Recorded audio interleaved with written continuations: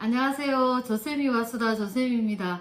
오늘은 최고의 임상심리 전문가이신 동명대 상담심리학과 교수이신 최선진 교수님과 함께 분노조절장애에 대해서 알아보도록 하겠습니다.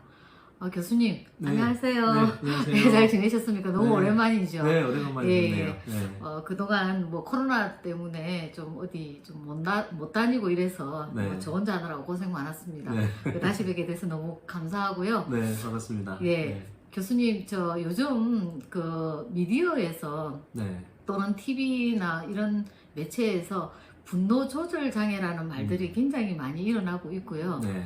네, 또 제가 학교 현장에서 분노 조절 장애 학생들을 한 몇 명을 만났는데요. 그 케이스가 참 다양했습니다. 제가 첫 번째로 만난 케이스가 모 중학교에서 남자 중학교에서 근무할 때 중학생이 자신을 놀린다고 해서 책상을 창밖으로 던진 적이 있어요. 그래서 어떤 학생은 자신의 의견이 관철되지 않는다고 1층 복도의 그 유리창을 주먹으로 다 깨가지고 서로 네. 크게 다쳐가 병원에 실려간 적도 있습니다. 네. 그리고 이제 여학생 케이스인데요. 여고생이었는데 자신의 어머니와 함께 남자친구 관계에 대해서 얘기를 하다가 분노 조절이 되지 않아 살림살이를 다 깨어 부셔가지고 네. 경찰에 신고가 들어가가지고 네. 경찰관이 오고 이런 경우가 있었습니다. 네. 그래서 분노 조절 장애 이러면 좀 막연하고 좀 어떻게 도와줘야 되나 이런 생각들을 좀 많이 하게 됐습니다. 네. 그래서 교수님한테 이렇게 제가 찾아오게 됐습니다. 네. 네, 교수님, 이런 이제 청소년뿐만이 아니고 초등학생들도 지금 분노 조절 장애가 많다고 이렇게 많이 이렇게 얘기를 해주시거든요. 네. 그래서 또 이런 이제 학교 현장 어떻게 해야 될지를 잘 모르고 하니까 우선 그 원인이 어디에 있다고 또 보십니까? 분노 조절 장애를 이제 정식적인 이제 명칭이 있는데요. 정신장애 진단 통계 편람에서는 간헐적 폭발성 장애라고 이름이 붙여지는데, 갑자기 화를 낸다거나 또 폭력적인 행동을 하는 이제 이런 문제들이 있을 때를 우리가 이제 간헐성 폭발 장애라고 합니다. 증상들을 보면 이제 거친 말을 한다거나 또 폭력적인 행동을 하고 또 뭐 물건을 아까 말씀하신 대로 물건을 집어 던진다거나 또 사람들이 나를 무시한다라고 생각하니까 억울한 감정 때문에 또 이런 분노감을 표현하고, 또 뭐가 일이 좀 잘 되지 않으면 쉽게 포기하거나 좌절감을 느껴서 정서적인 그런 폭발적으로 이렇게 표현하는 이런 것들을 이제 간헐적 폭발 장애라고 하는데, 왜 발생하느냐 이제 원인을 보면 오랫동안 이제 스트레스에 장기적으로 노출되었을 때 그런 경우, 또 이 억울한 감정들 이런 것들이 오랫동안 누적이 되고, 또 심리적인 외상들을 또 경험하고 자존감이 낮거나 또 열등감을 가지고 있는 이런 아이들, 또 내가 좀 무시당하고 있다라는 피해의식, 또 자신이 굉장한 특권의식을 가지고 있을 때 그것이 좌절되었을 때도 이런 분노감들이 이제 나타나는데요. 이런 심리적인 요인뿐만 아니라 생물학적인 특성으로는 일종의 이제 감정 조절 중추와 관련된 그런 뇌 기능의 문제점들, 또 우리 사회 내에서 이런 폭력이나 공격성을 어떻게 용인하고 받아들이냐, 이런 이제 문화적인 요소들, 이런 것들이 좀 서로 복합적으로 영향을 줘서 이런 분노 조절 장애가 나타난다라고 할 수 있겠습니다. 네. 그렇군요. 님 말씀대로 원인과 증상을 저희들이 이렇게 알아봤는데요. 그러면 혹시 치료법이나 또 도와줄 만한 이런 것들이 있을까요? 네. 기본적으로 이제 심리 치료들이 많이 이루어지고 있습니다. 인지행동 치료나 노출 치료 이런 방법들이 주로 사용되는데요. 이 분노를 표현하기 전에 자기 분노에 대한 인식, 내가 이 화를 내고 있구나. 화를 이미 내버리면 그건 이제 문제가 이미 돼버리는 거죠. 그건 이제 조절할 수 있는 능력이 필요로 한데, 조절하기 위해서는 자기 감정에 대한 인식이 무엇보다도 이제 필요로 하는데, 인식의 방법으로서 분노의 감정이나 생각이 나타났을 때 중지하는 방법들이 있는데요. 저는 이 방법들을 많이 이렇게 써보기도 하고 스스로한테도 써보기도 하고 사람들에게도 많이 권해보는데, 사고 중지법이라는 방법이 있습니다. 이제 정서가 욕구나 또 이런 이제 생각들이 이렇게 올라왔을 때 멈추는 거죠. 멈추는 방법으로 저는 이 방법을 써보는데요. 몰라! 이렇게 해봅니다.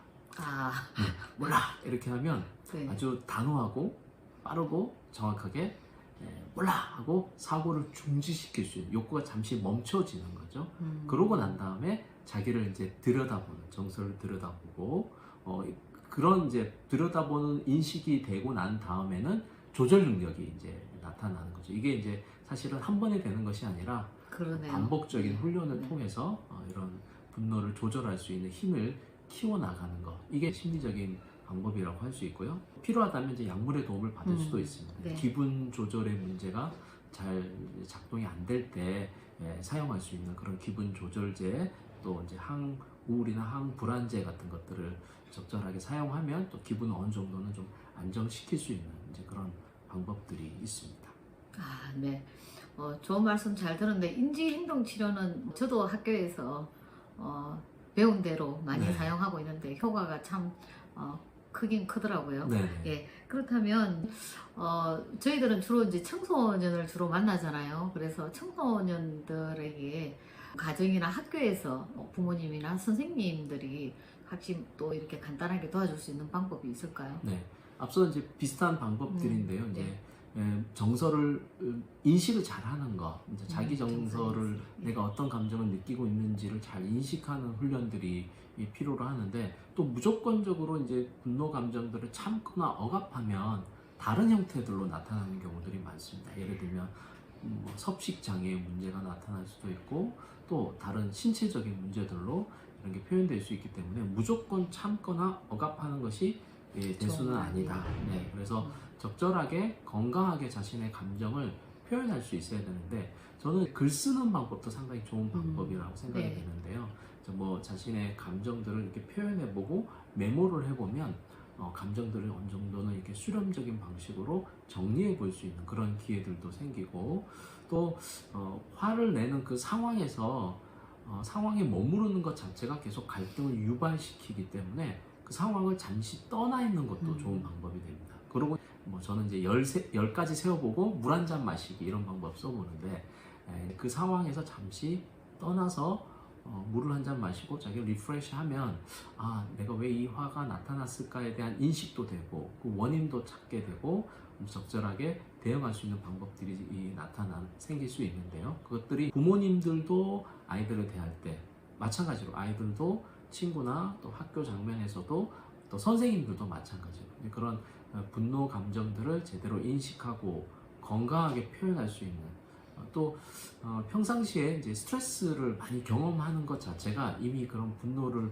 불러일으킬 수 있는 환경이 네. 되는 거죠. 그래서 평상시에도 스트레스를 잘 관리할 수 있는 자기 나름의 방법들을 각자 자기의 방법들이 있지 않습니까? 네, 그런 방법들을 잘 사용해서 일종의 이제 이게 습관이 되지 않게 하는 게 무엇보다 중요하다라고 말씀드릴 수 있을 것 같습니다.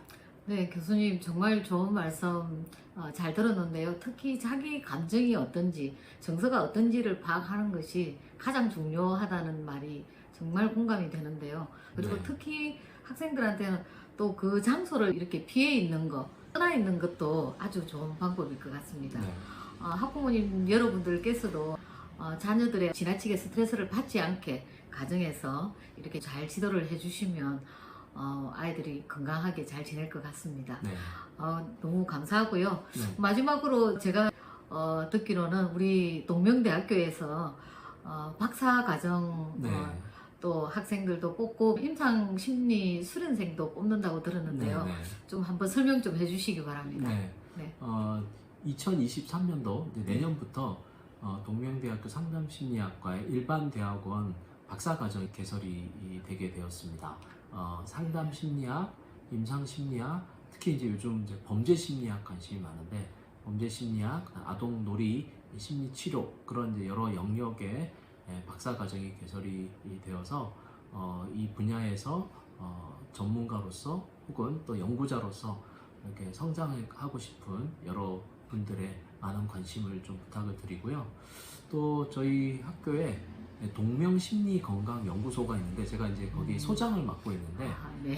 거기서 임상심리사, 산업인력공단 임상심리사 수련 실습 과정을 1년 과정으로 지금 이제 10월 달부터 시행을 하게 되었습니다. 그래서 여러 가지 심리 검사, 또 이제 치료, 또 이상 심리학 등등 임상 심리사로서 이렇게 성장하기 위해서 수련 과정 필요로 하고, 또 이제 시험을 보기 위해서는 그 실습 경력이 있어야 되는데, 본 과정은 1년 동안 한 달에 한 번씩 10시부터 6시까지 토요일 날 이렇게 집중적으로 수련을 통해서 실습 경력을 인정해 줄 수 있는 그런 과정이 개설이 되었습니다. 이것도 뭐 관심 있으신 분들은 많은 참여를 부탁드리고, 나중에 제가 그 내용을 한번 선생님께 드리도록 하겠습니다. 네.